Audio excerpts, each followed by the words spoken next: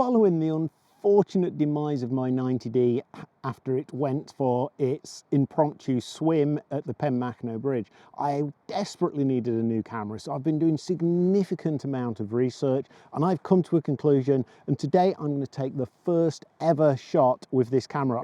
I'm here, by the way, at Lake Vyrnwy in North Wales, which is absolutely stunning. It's past autumn now, so the best of the colours have disappeared, but I'm hoping that the first image I ever capture will be worthy of my new camera choice. And as followers of my channel know, I really did love the 90D. When I did my research, it came down to two cameras that I wanted to check. One was the 90D and the other one was the Canon R7, which is basically the newer mirrorless version of the 90D. So which one did I choose in the end? Well, it came down to this, and I chose the R7. And as I walk up the trail here at Lake Vyrnwy to the waterfall to capture its very first image, and all I've done is switch it on, change a few settings, make sure it's capturing RAW, make sure the battery's charged, that kind of stuff. Not one single photograph has been captured. So I'm going to take a walk up to the waterfall and I want to show you the first ever image I capture with my new R7.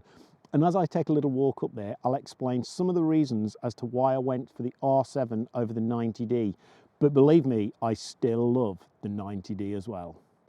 So I'm on my way down the path now to the waterfall. Oh, it's a bit cold today. I think it's the coldest day of the year at the moment. Just me and the sheep down this valley. It's very nice, down by the side of the river towards the waterfall. So let me go into some of the reasons for getting this, particularly the R7 over the 90D. Because there's a small price difference. The R7 is slightly more expensive. And I did get it in kit form, the R7 with the 18 to 150. I had to think about that because I'm so used to saying 18 to 135 that I had to think about which lens I had then. So one of the primary reasons for getting the R7 is actually the autofocus mechanism on the full mirrorless sensor. The reason for that is, as my photography has gone beyond landscape and into other areas, I've tried to do some wildlife photography, and the autofocus on the R7 will allow me to grow, I think. Time will tell, but I think it would allow me to grow more in the future with my wildlife photography. I've also bought it with the EF to RF mount adapter for Canon lenses. This will allow me to use all of my existing EF lenses from Canon and Sigma. What I'll do with this, I haven't used it yet. What I will do in a few weeks, maybe a couple of months time, I'll do an updated video on how I'm getting on with this and how my lenses are performing from my primes all the way through to my zooms. And the R7 uses a very similar sensor to the 90D. Slightly updated, but it's still the APS-C 32.5 meg, but it has a slightly higher dynamic range. And one of the other benefits is that I believe that the sensor in the R7 is ISO invariant, which should give me, in theory, less noise. Again, I'm going to do a video on that further down the line because I've obviously got all of my historic 90D images. So what I will do is do some comparatives on the noise created by the 90D and also the R7. And with the sensor as well, although it's very similar to the 90D, they have implemented the image processing of Digit X, which is Digit 10 really, I guess, whereas the 90D does have Digit 8 within it. One of the other things, which is very minor I think, is that Canon have introduced the FV mode, which I believe the F stands for flexible. So it allows you to almost have the best of AV, TV speed processing and manual ISO all in one setting. It's a bit like, I guess it's an enhanced manual mode. And again, I'll let you know how I get on with that. I've not used it yet, obviously. I only got the camera this morning and I had to wait for the battery to charge up before rushing out. Don't you? That time when you're waiting for a battery to charge just seems to go forever, doesn't it? Anyway, those are my initial thoughts. I'm nearly at the waterfall now. I'll be there in 5 minutes and we'll get our first composition with it and hopefully it will be a worthy first image. What I will do is do a kind of 2-3 month recap of the camera as well, just to give you my thoughts after using it for a few months.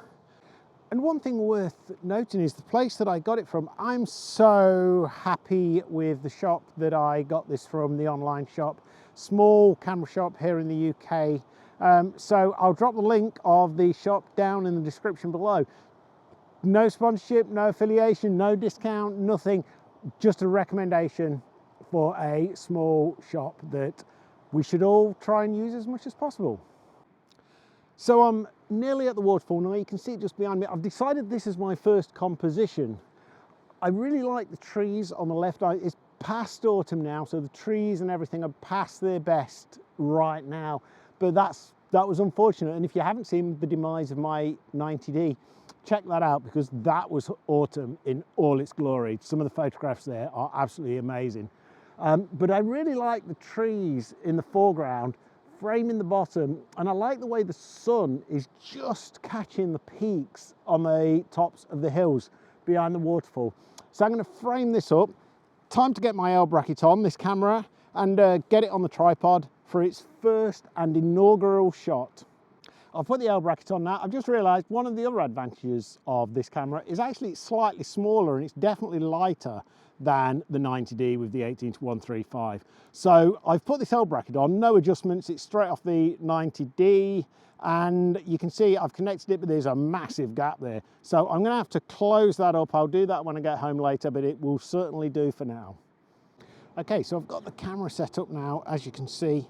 I'm not sure if you can see the reflection. You can probably see me actually. Let's just bring that up. It's on power save obviously, so I need to sort that out when I get home as well. Focus it on the actual waterfall. I've got it at 0.4 of a second, f16. Just got a thin sliver of the sky, and from that, it's a little bit of white cloud. That's sod's law, isn't it? But what I'm going to do is I'm going to take a series of images. This is going to be my very first with just that sliver of cloud.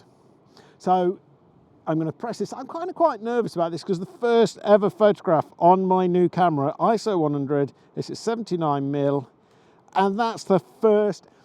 How cool is that? Right, okay, I'm not going to walk you through them all, I promise you. So what I'm going to do is I'm going to take a series, and what I'll do now you've seen that first image is I will have a little walk along the path, a look over the bridge, just to the base of the waterfall. And I know what you're thinking. Last time I was at a waterfall, my camera fell in the river, but hopefully, I'll just spin you around, but hopefully that won't happen this time, fingers crossed, because it's going to be a very expensive mistake if that happens again. Okay, I'm going to go to the foot of the waterfall. I'll capture some images along the way, and hopefully you'll enjoy this gallery. If you have liked this video and you like any of the images in the gallery, please remember to like and subscribe. There's going to be loads more coming, and I'm going to do a comparison of this versus the 90D at some time in the future, and also how all the EF lenses work on this camera, as well as obviously all of the on-location videos that I make, because as you guys know that do follow me, I pretty much now do everything on location. There's not much point in sitting behind a desk to do photography. When it's landscape photography, you've got to be out in the world. Anyway, enjoy this gallery of images that I caught today, and I will see you again very soon. Thank you very much for your time in watching this video.